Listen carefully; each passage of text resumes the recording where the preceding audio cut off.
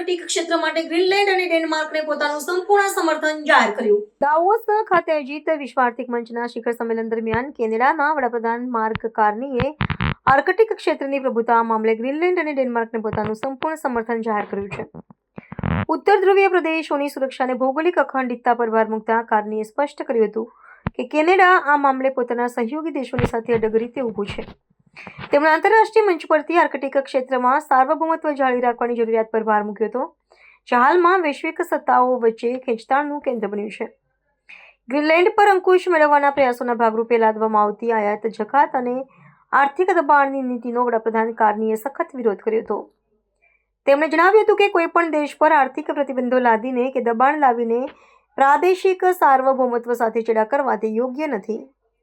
કાર્નીએ તમામ પક્ષોને વિવાદો બાજુ પર મૂકીને સહિયારા સુરક્ષા લક્ષ્યાંકો પ્રાપ્ત કરવા માટે અર્થપૂર્ણ અને કેન્દ્રિત વાર્તાલાપ કરવા આહ્વાન કર્યું હતું, જેથી આ વ્યૂહાત્મક ક્ષેત્રમાં શાંતિ અને સ્થિરતા જળવાઈ રહે. કેનેડાના વલણથી આર્કટિક ક્ષેત્રમાં ડેનમાર્ક અને ગ્રીનલેન્ડનું પક્ષ મજબૂત બન્યું છે, જે ખાસ કરીને અમેરિકાના તાજેતરના દાવાઓ સાથે એક મહત્વપૂર્ણ રાજદ્વારી વળાંક માનવામાં આવે છે. પશ્ચિમી દેશો વચ્ચે સર્જાયેલી આ વૈચારિક તિરાડ આગામી સમયમાં આંતરરાષ્ટ્રીય સુરક્ષા પરિષદોમાં ચર્ચાનો મુખ્ય વિષય બની શકે છે. કેનેડાએ સંકેત આપ્યો છે કે તે ઉત્તર ધ્રુવીય સંસાધનોની સુરક્ષા માટે એકજૂથ થઈને કાર્ય કરવા માટે કટિબદ્ધ છે, જે પ્રાદેશિક સંતુલન જાળવવામાં મહત્વની ભૂમિકા ભજવશે.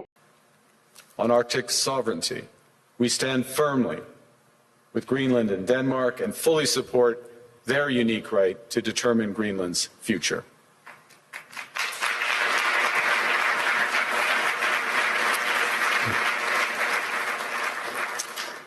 Our commitment to NATO's Article 5 is unwavering.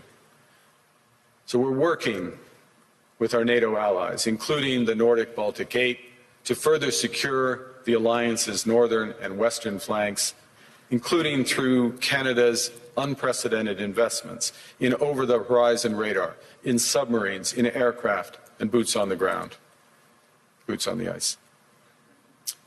Canada strongly opposes tariffs over Greenland and calls for focused talks to achieve our shared objectives of security and prosperity in the Arctic.